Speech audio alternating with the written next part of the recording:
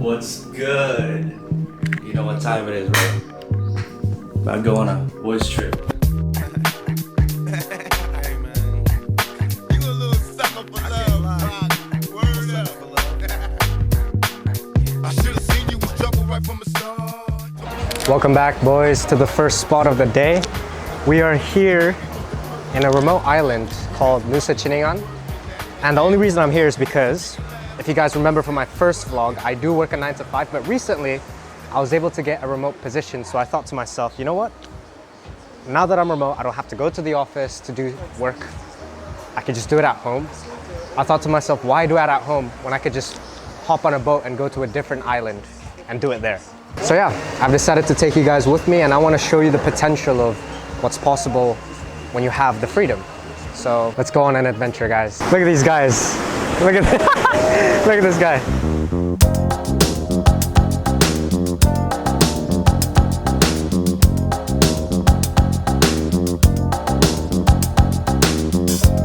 Just got back out of the water. We're moving to the next spot. What are we doing again? I have no idea. Me, I just flew. So what do you think of the sunset? It's beautiful. To be honest with you, it's worth it. I didn't know that it was that beautiful. It's gonna get better actually, because the lower it goes, the redder it gets. Do you know that? No, I didn't know. But after, it's gonna go below these clouds and it's gonna be like full red sky. That's why, you know, we chill, we can swim a little bit, then we come back up. And now let me flip the table on you. Why you put so much stress on yourself with these things of like, I want to be millionaire young? I don't know. It's just like, It's come from what? I feel like it comes from a shallow desire of just wanting something that I never had. But there's a lot of things you never had. That is true. That's true. But I don't know why. Do you put example? Did you ever had a trip to Paris? Yes, I have. Okay. Did you ever have a trip to or watch the Champions League in Spain, Madrid? No, never. Okay. It's something maybe you will desire. Why you don't put so much pressure also on this as well? Because it depends on the purpose, right? For me, when I say I want to become a millionaire, the purpose isn't for the money, but rather like so I can provide for my future wife and future children, and also my friends as well. Because look, I'll be honest. You don't need to be millionaire to provide to your family. That's true. That's true. But that's where I envision the lifestyle that I want to live and the lifestyle that I want to give them. Okay. What is being a millionaire for you? For me, I mean, at the end of the day, it's not really the number million, but it's more so the freedom, right? Mm-hmm. But then it's funny because I make this vlog because I want to show what freedom looks like at 20 years old. But that's exactly the reason why I take. I spend so much time with him, and I always say the same thing, brother. You don't have to put you so much pressure. You're doing already amazing, in my opinion. You build like some crazy skills. Media buyer is a skill that you can work all the time. You know it. It's because now you're busy with a lot of clients. But in the future, if you put on any places, you need a media buyer, people will go for you because you have a lot of case study. So what is happening is like in reality, whatever you want to achieve, you already have it because you say you want to provide. Now, if you are more like taking more clients, you will making like $20,000, $30,000 a month. Already you can provide for a family. You can be free. Whatever you say about the million. So the reason why I say this to you is because I don't want you to take life and things so serious, because when you go to these things you put yourself so much pressure. In my opinion, what you should focus on, even if you really want to be a millionaire, it's more about, okay, how I can serve people. So I think it's like the best skills you could try to develop. It will be more like, okay, what I can do for serve more people, bring solutions that people they need, and the million will come. I promise to you. Guys, you remember the hotels? The hotels, what's happened? Now we have keys. Back in the days, now it's cards. Yeah. Back in the day, it was a key to enter to your hotel room. Right. Can you imagine the guy that just bring this concept of the card key? How many hotels they have the card key? Yeah, that's true. That's crazy, bro. That's a small solution, but the guy is not millionaire. He should be billionaire. It's the same thing in Dubai. Now what they did is like it's a scan thing, and you can pay your bill. It went so famous, and you can split the bill and whatever. So the waiter is not coming anymore. You don't have to feel uncomfortable who is paying or whatever. You go, you scan, and you can pay. And then after you just can go. These people, same thing. They're making millions.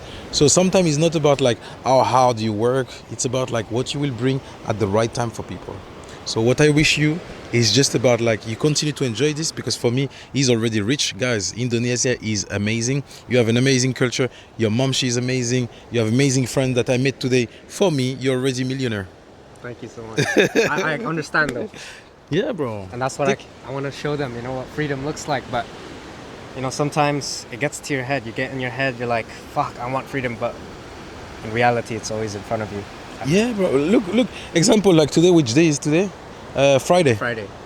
With Friday, majority of people on your age, they all study or they are at their work. With Friday, you took a boat, you came here.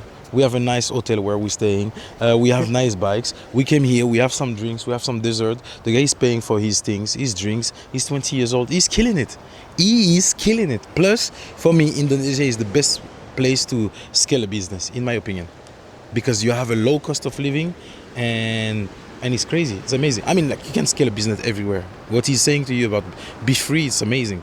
But what is happening in his case, because now I'm here, I can see that, bro, you have everything. Really, you have everything.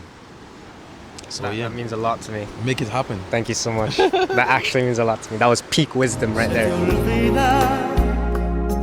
Que me quieres a pesar de lo que dices, pues llevamos en el alma cicatrices. So guys, this is Ranga.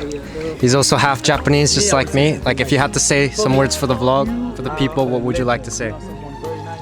Lambongan Island, a place everyone should actually come to, you know, if you have a trip to Bali.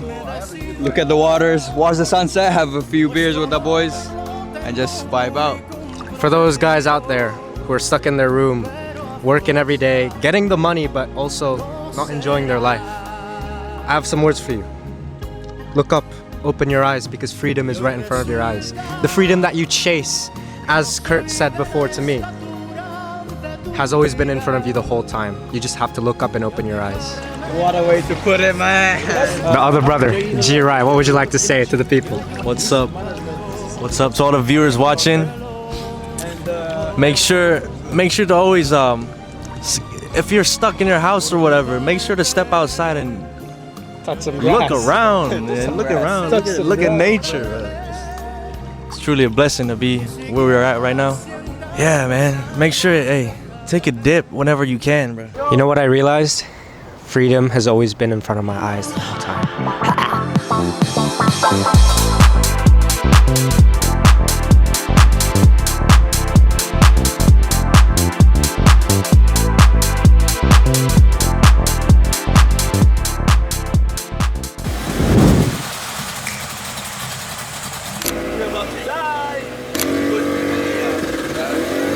Here we are, guys, just landed in Nusa Penida. We're in the middle of the jungle right now, in the middle of nowhere. And you're probably wondering why there's so many people behind me and what the commotion's all about. Let me show you what real Bali culture looks like.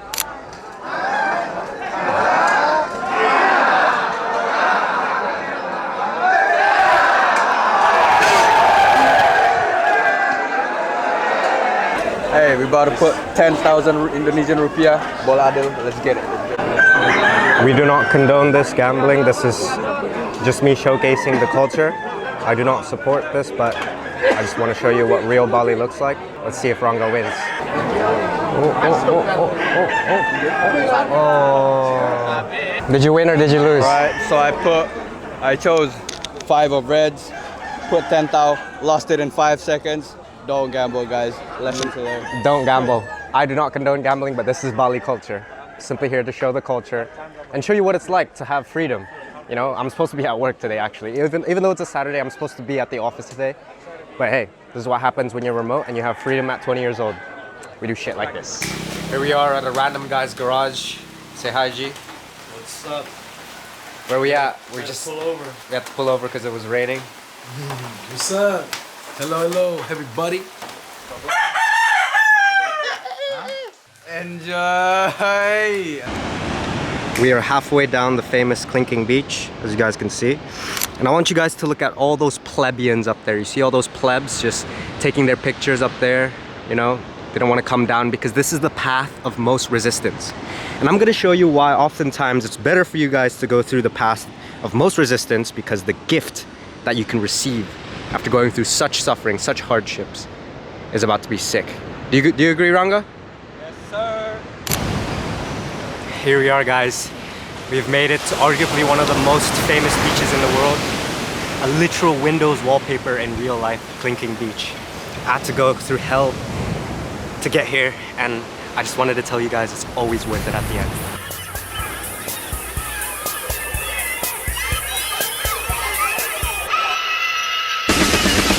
Control yourself, take only what you need from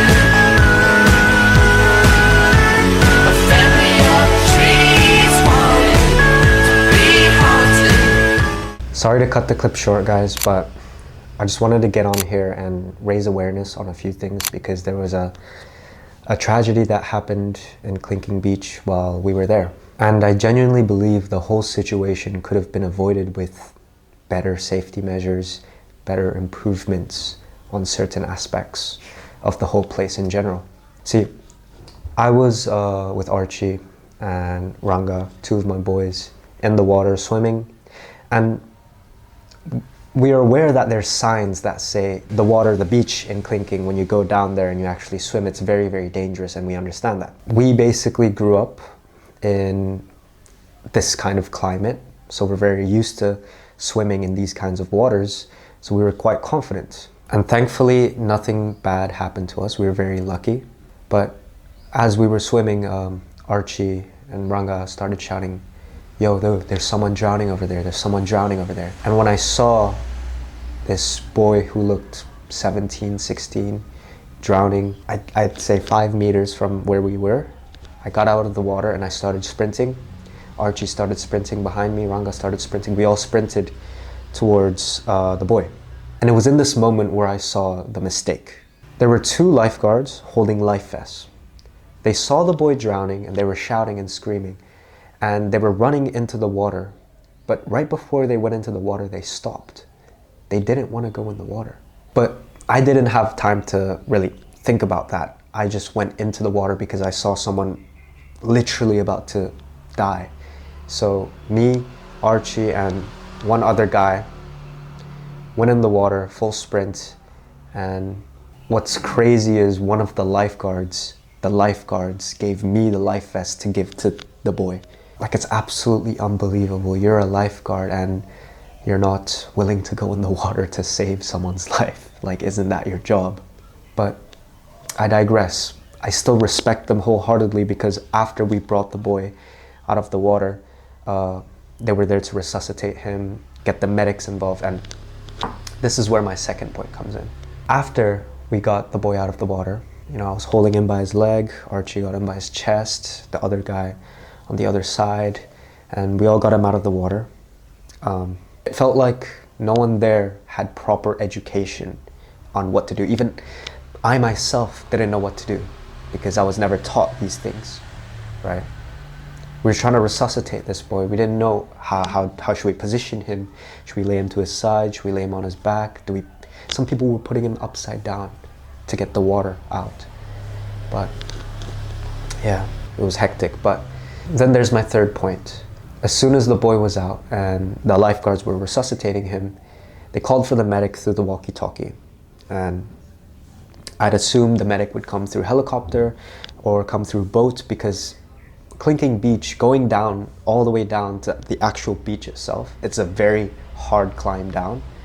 It's not the easiest place to get access to, and it's also quite dangerous. So I was quite worried, you know, where the medics are going to come from. But I was kind of, you know, assured that the medics were coming. But boy, I was wrong. 15 minutes, nothing. 30 minutes, still nothing. An hour, still no signs. And by this time, everyone has tried everything they know and everything they can, and I heard from the lifeguard that he had no pulse. Some people said that he was breathing, but he wasn't conscious. I don't know exactly what happened. By this time, I was already just not thinking straight, and I had to step away from the situation and kind of sit in silence to really understand what was going on. And after an hour and a half, I decided to go up, back to the top, and the climb itself took 40 minutes, an hour. And what was funny was I got all the way to the top and I made it to the parking lot, and that's when the ambulance showed up. So it took them about 2 hours for an ambulance to show up, 2 hours, 30 minutes for an ambulance to show up. And that's my third point on why there just needs to be an improvement in the safety. Yes, it's also very risky, and there's a lot of signs that says swim at your own risk. But, you know, some people aren't as responsible, and that's my fourth point. If you're ever going to go down to Kelingking Beach and you're thinking of swimming in the beautiful blue water, I don't blame you. It's beautiful. And I think everyone should experience it, but please be careful, because I saw a boy quite possibly pass away. I don't know exactly if it's confirmed or not, but I just wanted to get on here and state those things because this is very dangerous. You only get one life, and it could literally end just like that. So please guys, be responsible.